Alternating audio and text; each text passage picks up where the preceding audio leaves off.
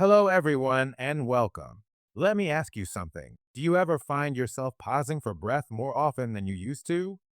Maybe it happens when you're simply walking up a gentle slope, carrying in the groceries, or even during a lively conversation with a grandchild. It's a common experience, yet one we often dismiss. Millions of people, especially as we gain more candles on our birthday cake, might notice these changes in their breathing. They might think, oh, I'm just getting older. But what if I told you that while some changes are natural, persistent shortness of breath isn't something you just have to live with?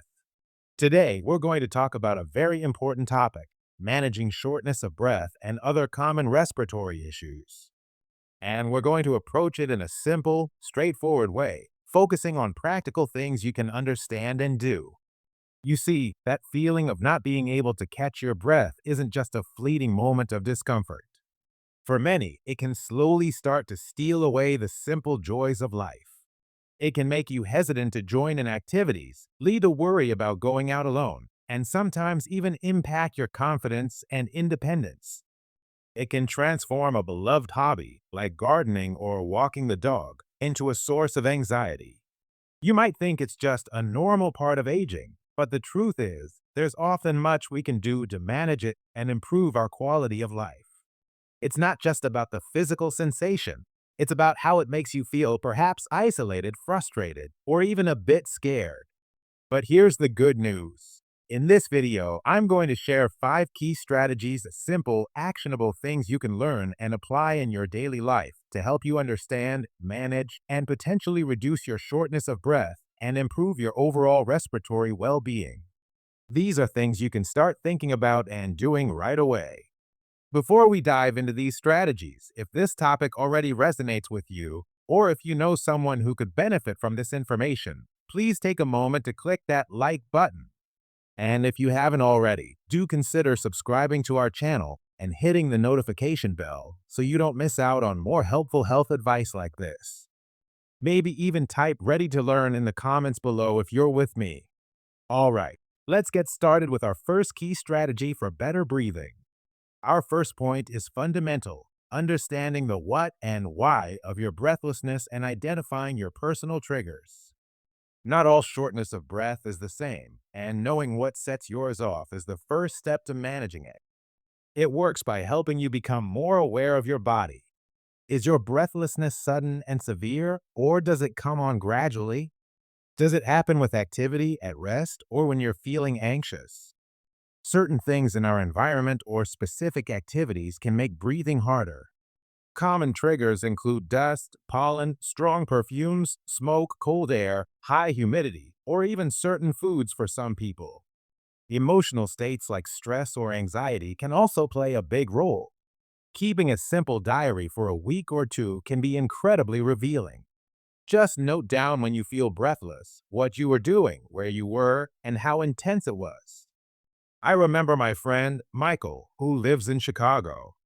He loves his morning walks, but started noticing he'd get very winded some days and not others. He began noting the weather. It turned out on cold, dry mornings, his breathing was significantly worse. Once he realized this trigger, he started wearing a scarf over his mouth and nose on those days to warm and humidify the air he breathed in. He told me, "It was such a simple fix, Mary. I thought I'd have to give up my walks in winter, but now I just prepare differently." For you, understanding your triggers means you can take proactive steps to avoid or minimize them. This isn't about limiting your life. It's about empowering you to navigate it more comfortably. So pay attention to your body's signals. This awareness is your first line of defense and can significantly reduce episodes of breathlessness.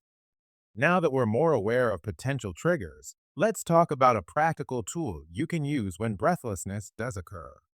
Our second strategy is all about mastering simple but incredibly effective breathing techniques, specifically pursed lip breathing and diaphragmatic or belly breathing. These are tools you can use anywhere, anytime. How do they help? Pursed lip breathing works by slowing down your breathing rate and keeping your airways open longer. This allows your lungs to empty more fully, making room for the next fresh breath. It also helps reduce the feeling of panic that can come with breathlessness. Diaphragmatic breathing, on the other hand, helps strengthen your main breathing muscle, the diaphragm, which can become less efficient as we age or with certain conditions. It encourages deeper, more effective breaths from your belly rather than shallow breaths from your chest. Let me tell you about Eleanor, a lovely lady from Texas I met at a community health talk. She suffered from mild COPD and would get very flustered and short of breath when trying to do her housework. She learned pursed lip breathing. She shared with me later, Mary, that pursed lip thing is like magic. When I feel the breathlessness start when I'm vacuuming, I stop, do it for a minute or two, and I calm right down. I can actually finish my chores now without feeling like I'm going to collapse. She felt so much more in control. For you, learning these techniques can mean the difference between an episode of breathlessness escalating and managing it calmly and effectively. They can reduce anxiety and improve your lung efficiency over time. For pursed lip breathing, inhale slowly through your nose for a count of 2, then purse your lips as if you're going to whistle, and exhale slowly and gently through your pursed lips for a count of 4 or longer. Don't force the air out. For diaphragmatic breathing, sit comfortably, place one hand on your upper chest and the other on your belly. Breathe in slowly through your nose, feeling your belly expand more than your chest. Exhale slowly through your mouth or pursed lips, feeling your belly fall. Practice this for 5 to 10 minutes, a few times a day. These techniques are your immediate allies in managing breathlessness. Knowing how to breathe better is key, but so is how you use your energy throughout the day. This leads us to our next point. Our third important strategy is learning the art of pacing yourself and conserving your energy. This is about working smarter, not necessarily harder, to get things done without overexerting yourself. This works by preventing you from reaching that red zone where you become overly fatigued and breathless. It involves breaking down larger tasks into smaller, manageable steps, taking regular short breaks before you feel tired, and alternating between more demanding and lighter activities. It's also about planning your day and prioritizing what really needs to get done. Using assistive devices, like a wheeled cart for groceries or a grabber tool, can also save significant energy. Sitting down for tasks you might normally stand for, like chopping vegetables or folding laundry, is another simple trick. My uncle Robert, who lived in sunny California, was always a go-getter. Even in his late 70s, he wanted to do everything himself, especially in his beloved garden. But he'd often overdo it and end up breathless and exhausted for the rest of the day. His doctor suggested he break up his gardening. Instead of trying to do all the weeding, pruning, and watering in one go, he started doing just one section or one type of task each day, with short breaks to sit on his garden bench. He also got a little rolling seat. He told me, "You know, Mary, at first I felt like I was being lazy, but now I get just as much done over the week. I enjoy it more, and I'm not wiped out. I even have energy for my evening card game." It was a revelation for him. For you, pacing means you can still do the things you love and need to do, but in a way that supports your breathing and energy levels. It helps you stay independent and reduces the risk of falls or exhaustion that can come from pushing too hard. Think about your daily routine. Are there tasks you can break down? Can you incorporate more short rests? This mindful approach to energy expenditure can make a huge difference. If you're finding these tips helpful so far, just a quick reminder to hit that like button. It really helps our channel. Okay, let's continue. Beyond how we manage our activities, where we spend most of our time also matters. So, let's look at strategy number 4 is about creating a breath-friendly home environment. The air you breathe indoors and the ease with which you can move around your home can significantly impact your respiratory comfort. This works by reducing common irritants and making your living space safer and easier to navigate. Simple things like regular dusting and vacuuming, ideally with a HEPA filter vacuum, washing bedding frequently in hot water to reduce dust mites, and ensuring good ventilation by opening windows when the outdoor air quality is good can help. Avoiding strong chemical cleaners, air fresheners, and scented candles is also wise. If you live in a very dry or very humid climate, A humidifier or dehumidifier might be beneficial. Also, think about the layout of your home. Is it cluttered? Are there things you can rearrange to make movement easier and less strenuous?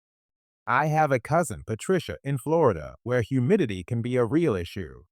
She has asthma, and the damp air often made her feel tight chested. She invested in a good dehumidifier for her main living area and bedroom.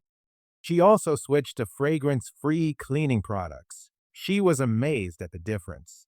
Mary, she said, I used to dread the summer months indoors, but keeping the humidity down has made my home a real sanctuary. I can breathe so much easier, and I cough a lot less. For her, these environmental tweaks were crucial. For you, making these adjustments can mean fewer triggers for breathlessness right in your own home. It can make your home a more comfortable and restful place. Consider an air purifier if outdoor pollution or allergens are an issue. Ensure smoke detectors and carbon monoxide detectors are working. Small changes can lead to a big improvement in your daily breathing comfort and overall well-being within your own four walls.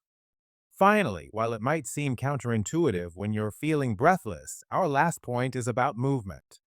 Our fifth and final key strategy is the importance of staying active safely, of course, and maintaining overall healthy lifestyle habits. It might seem contradictory to talk about activity when you're short of breath, but appropriate movement is vital. How does this help? Regular, gentle exercise, as approved by your doctor, can actually improve your lung capacity, strengthen your respiratory muscles, and improve how well your body uses oxygen. This can lead to less breathlessness with daily activities over time. It's not about running marathons, it's about consistent, gentle movement. This ties in with other healthy habits. Maintaining a healthy weight reduces strain on your heart and lungs. Staying well hydrated helps keep mucus thin and easier to clear. And if you smoke, quitting is the single most important thing you can do for your respiratory health. A balanced diet, rich in fruits, vegetables, and lean protein, also supports overall health. Let's talk about George, a gentleman from Vermont I read about. After a bout of pneumonia, he was left very deconditioned and would get breathless just walking to his mailbox. His doctor referred him to a pulmonary rehabilitation program. Slowly, with guided exercises like gentle walking and light strength training, he built back his stamina. He said it wasn't easy at first, but the gradual improvement was incredible. He was eventually able to rejoin his local seniors walking group. He emphasized how important the safely part was of starting slow and listening to his body and his doctor. For you, this means that with your doctor's guidance, incorporating gentle activity like walking, tai chi, or specific breathing exercises can be incredibly beneficial. It's about finding what works for you and doing it consistently. These healthy habits work together to support not just your breathing, but your entire well-being, helping you feel stronger and more energetic. Always discuss any new exercise program with your healthcare provider first. So we've covered 5 key strategies. Now, let's delve a little deeper into some practicalities. When it comes to implementing these, especially the breathing techniques and gentle exercises, consistency is key. Try to incorporate them into your daily routine. For example, practice your pursed lip breathing for a few minutes when you wake up or before an activity you know might make you breathless. A common mistake to avoid is pushing yourself too hard on a good day, only to pay for it later. Listen to your body. If you feel significantly more breathless, dizzy, or have chest pain, stop and rest. And very importantly, don't ignore new or worsening symptoms. If your usual shortness of breath suddenly gets much worse, or if it's accompanied by chest pain, swelling in your ankles, or a fever, that's a sign to seek medical attention promptly. If certain activities or exercises feel too strenuous, there are almost always alternatives. If walking outside is difficult due to weather or terrain, perhaps walking in an indoor mall if accessible or using a stationary bike at a very low resistance could be an option. Chair-based exercises can also be surprisingly effective for maintaining strength and flexibility. And this brings me to a crucial piece of advice. Always consult with your doctor or a qualified healthcare professional. They can help determine the underlying cause of your breathlessness, as it can be a symptom of various conditions, from lung issues like COPD or asthma to heart conditions or even anxiety. They can provide a proper diagnosis, recommend specific treatments or medications if needed, like inhalers, and advise you on an exercise program that is safe and appropriate for your individual health status. Never try to self diagnose or replace professional medical advice with what you learn online, including here. This information is to support, not replace, your doctor's care. Let's briefly recap. By understanding your triggers, mastering breathing techniques, pacing your activities, creating a supportive home environment, and embracing safe activity and healthy habits, you can make a real positive impact on your respiratory health and overall quality of life. These aren't complicated medical procedures. Many are simple adjustments to your daily routine. I know it can sometimes feel overwhelming to think about making changes, especially when you're already dealing with the discomfort of breathlessness. It's easy to fall into the trap of thinking, this is just how it is now. But I want to gently caution against letting things slide. Ignoring persistent shortness of breath or progressively limiting your activities to avoid it can, over time, lead to further deconditioning, increased isolation, and a greater loss of independence. As someone who has seen friends and family navigate these challenges, I know that small neglects can sometimes compound into bigger difficulties that we truly want to avoid. But here's the empowering part. You have the capacity to influence your health and well-being. It's truly never too late to start making positive changes. Age is a factor in life, certainly, but it doesn't have to be the defining factor of your daily experience. How you choose to live your coming years, how you choose to manage your health, that's a powerful choice you get to make every day. You have the power within you to take these steps, to advocate for your health with your doctor, and to choose a path that leads to more comfort, more activity, and more joy. So, as you've seen today, learning to manage shortness of breath and other respiratory issues is about so much more than just easing a physical symptom. It's about preserving your ability to engage with the world, to enjoy your hobbies, to spend quality time with family and friends, and to maintain that precious independence that we all value so much. It's about enhancing the quality of your daily life. Now, I'd love to hear from you. After watching this video, what's one strategy that particularly resonated with you, or perhaps something that surprised you? Which of these tips do you think you might try to incorporate into your routine starting today? Please share your thoughts, experiences, or any questions you might have in the comments section below. Your insights could be helpful to others in our community too. If you found this video valuable, please do give it a thumbs up. It really does help our channel reach more people who might benefit. And if you haven't already, please click subscribe and the notification bell so you don't miss our future health discussions. And most importantly, if you know someone, a friend, a family member, a neighbor who struggles with shortness of breath or could find this information helpful, please consider sharing this video with them. A simple share can make a significant difference in someone's life by providing them with knowledge and encouragement. Thank you so much for joining me today. I truly hope these strategies provide you with some useful tools and a renewed sense of optimism. Wishing you easier breathing, robust health, and many wonderful days ahead. Take good care, and we'll see you in the next video.